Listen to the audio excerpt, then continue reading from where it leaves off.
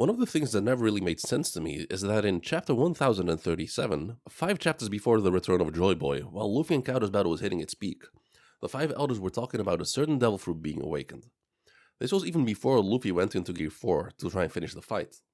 They're assuming that Luffy awakened his devil fruit at this point, but that makes no sense. There was no white hair, there were no drums of liberation, there was no psychotic laughing, but they were not wrong. Something did change within Luffy on the rooftop of Onigashima. Well, something changed within Luffy on Wano in general.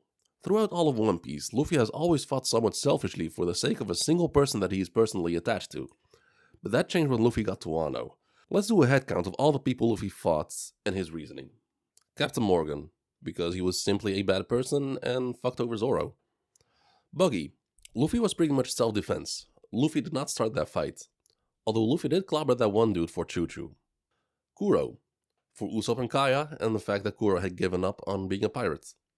Don Krieg, because Luffy had a debt to settle. So instead of Luffy washing dishes for a year, Zeph accepted the payments of the debt in the shape of Luffy beating Krieg's ass. But Luffy also simply just liked Sanji and Zeph, so he was helping them out. Arlong, well, Luffy said it very clearly, you made my navigator cry. Wapol, to help out Chopper and Kureha. Crocodile, even though Luffy liberated Alabasta from the grasp of Crocodile, he did not fight for Alabasta, but for Vivi. Bellamy, because he stole from Cricket.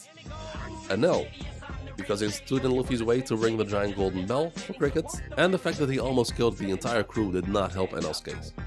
Foxy, for shits and giggles. CP9, for Robin. Moria, because he stole everyone's shadow. Charlos, because he's a prick. Every single Marine in Marineford, because he wanted to save Ace. Hody. Okay, well, Hody is a special case.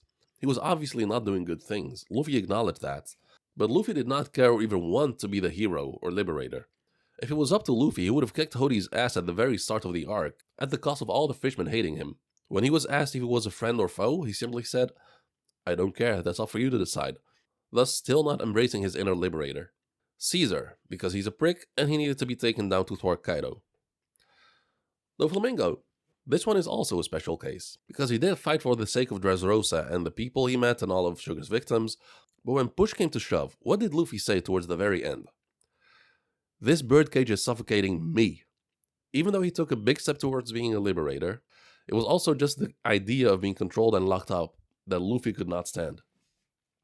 Katakuri, well, because he's an absolute Giga Chad and it was a training arc.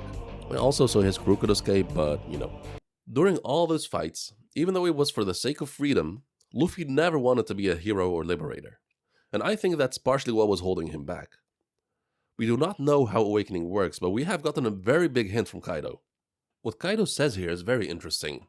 Your mind and body are finally able to harness the potential of your ability. In the anime it's even more interesting, because there it's translated as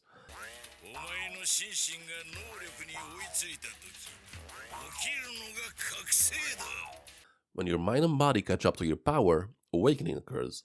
There are different ways to interpret that line, but the way I understand it, in a way you have to give in and fully embrace the devil fruit you've eaten. The body and mind have to catch up to the power. In terms of body, most people would assume that it has to do with strength, but I don't think that's the case. I think it's the complete mastery of your respective devil fruit. Luffy has pretty much achieved that when he created Gear 4th. Of course, there was still room for improvement, but he was able to somewhat move freely and direct all his punches in all sorts of directions and stretch endlessly.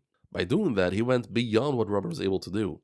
Back then it didn't make sense, but in hindsight, knowing that it's not a Rubber paramecia, it all makes sense. So that covers the body aspect of the awakening. But what about mind? For that we have to look at the nature of the devil fruit. In this case, it's the mythical human fruit model Nika. Throughout Egghead Island, we have learned a little more of who Nika was and how slaves perceived him to be. First and foremost, he was a savior.